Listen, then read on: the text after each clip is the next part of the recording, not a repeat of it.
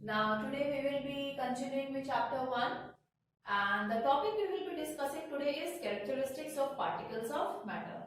We all know that matter is made up of very small particles which are called atoms, and at times atoms combine together to form molecules. So today we are going to discuss the characteristics which are shown by these particles. Now the first one is that the particles of matter have spaces between them, and the space between the particles is known as intermolecular space. Now to understand this concept, let us have a look at this activity.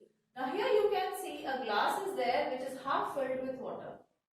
Now when we dip a spoon in the same glass, the level of water rises. This means that the spoon is occupying certain space or volume in the water, because of which the water is shifted up. Now we will take the spoon out of the glass. The level of water will come back to its original position. Now we will add a spoon of sugar in the same glass. Now we will notice the change in the level of water. We will notice that the level of water has not risen at all. It is at the same level. Now we will dissolve this sugar. We will get a sugar solution. And again we will compare the level of water. The level of water has not increased. If the level of water is not increasing and adding sugar, then where is it going? Where are the sugar particles going if they are not increasing the level of water? Now to understand this concept, let us have a look at this diagram. Now these are the particles of water and these are the particles of sugar. You can see there is a lot of space in between the particles of water, and the sugar molecules are present in between those spaces. So what does it show? This shows that in between the particles, certain spaces are present, which we call as intermolecular space. And when we dissolve sugar in water, the sugar occupies the space which is present in between the particles because of its small size, and that is why the level of water is not rising when we are adding sugar in water. Now coming to the next characteristic, that is particles of matter are always in random motion. Random motion means they do not have any specific direction.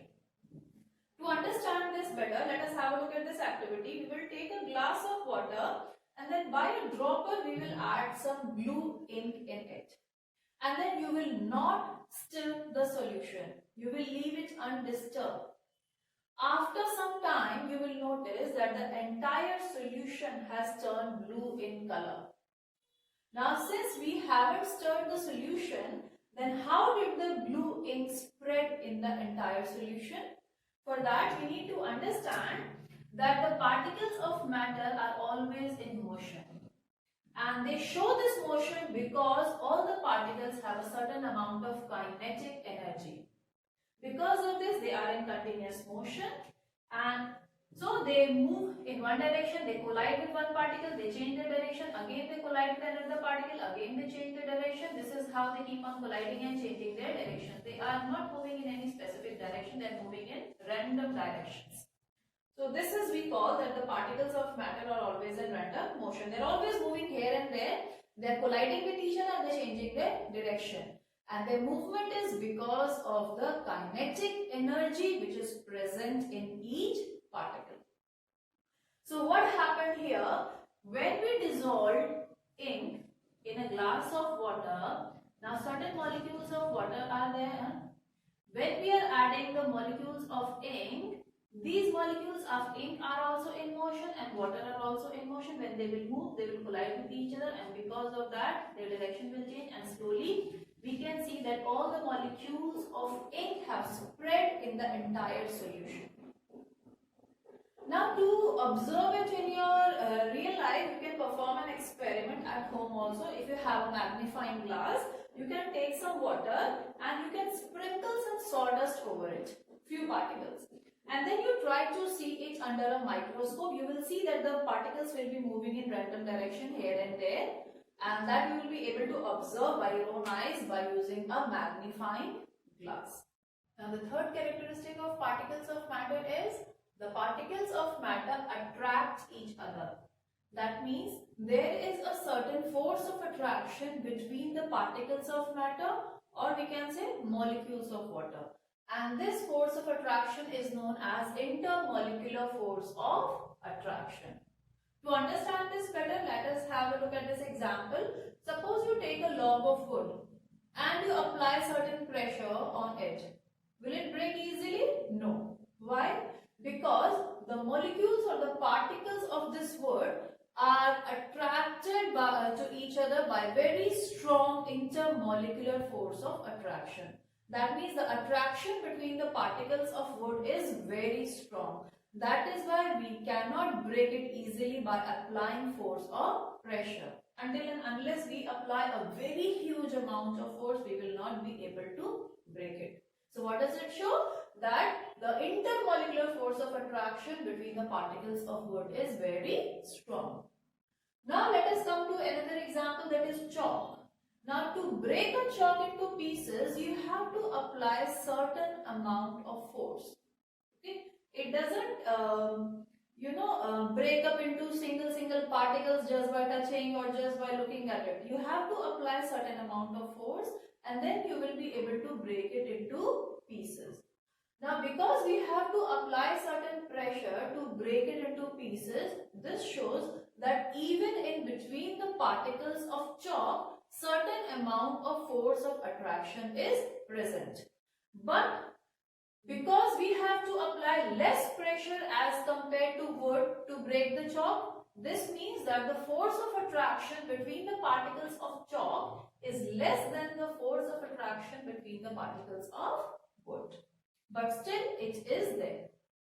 Now let us have a look at the third example. Suppose we take a spoon of water. There is some water in the spoon and we splash it on the floor. What will happen?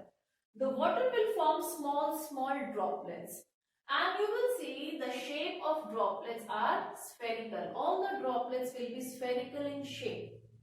Now why they are spherical? Because again the water is spreading out into small droplets when we are throwing it or when we are applying certain force, but still certain molecules are still intact together by the intermolecular force of attraction. Certain molecules are still attached to each other with the intermolecular force of attraction present in between the molecules of water, which is holding them together. So even in water, the intermolecular force of attraction is present between the particles of water, because of which they acquire spherical shape. The molecules are attached to each other. But the force of attraction between the particles of water will be less than the force of attraction between the particles of chalk, because to spread it out into small droplets, we have to apply much less pressure.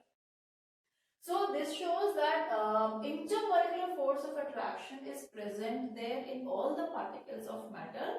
Only the amount of attraction decreases or increases from one substance to another.